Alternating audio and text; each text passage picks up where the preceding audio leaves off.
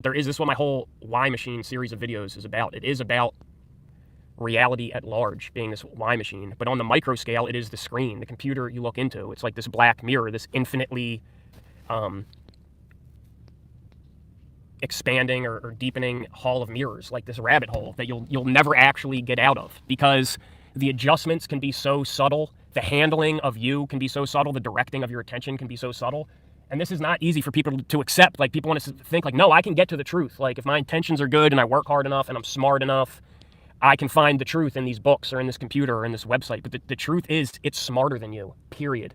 Like, the answer to spiritual warfare is never going to be smarter.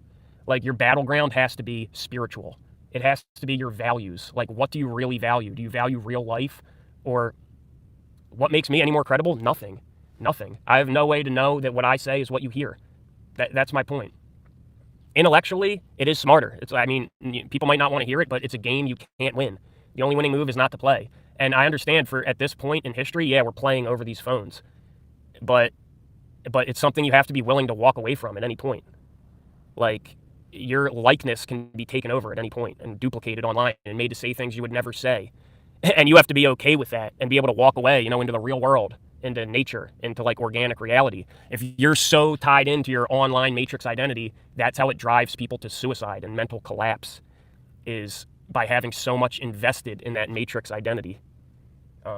So yeah, I'm just thinking about war games again. The only winning move is not to play. And how the Satan AI, if you want to just combine the spiritual and technological, and it's like Gordy Rose talks about, whoever that dude is, if he's a dude, just a creation or a real person or not, and H.P. Lovecraft talking about the great old ones, like they're so much more intelligent, like macrocosmically, like, or, just biblically, fallen angels, like, and seraphim, and these highest beings in creation that were created that are adversarial to you.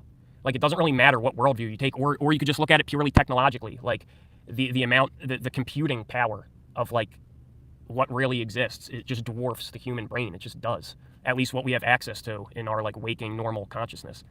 That you have to understand that that's not the arena you can win in. You can't brute force overpower a computer and computing power. And you can't outsmart the AI at its own game. Like, yeah, I know, Alan, it does sound pretty sketchy. I agree. Like, that whole story could be bullshit.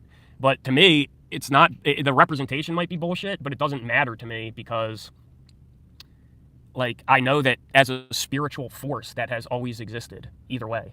However it manifests right now in time, like, I see it, like I've said before, as like skins on a video game. Like, I don't think anything inherently really changes in the story. Like, whether they're like dark sorcerers in dark cloaks at night under the moon, like around obelisks, or in caves with cauldrons performing dark rituals to like summon demons, or whether they're like the Babylonian Talmudic priests, like in secret chambers under the temple, with like religious relics doing dark rituals to influence reality, or whether they are scientists and military men in white lab coats and uniforms in underground bases, summoning demons or summoning powers through quantum computers or high technology.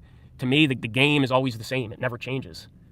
It's always the same. Like, there's always this adversarial force that is always going to control like the matrix world. You're not going to win in that world. Like, the way you win is by not being invested in that world. That's what allows you to move through it like wise as serpents, gentle as doves. That's what allows you to move through unhindered.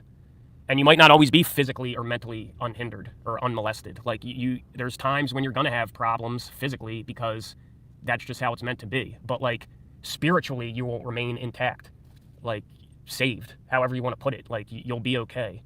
But as soon as you put your internal stock into any of those matrix things or your online identity, you're immediately under control. You're vulnerable to being controlled. Okay, I'm signing off. Thank you, everyone, for watching.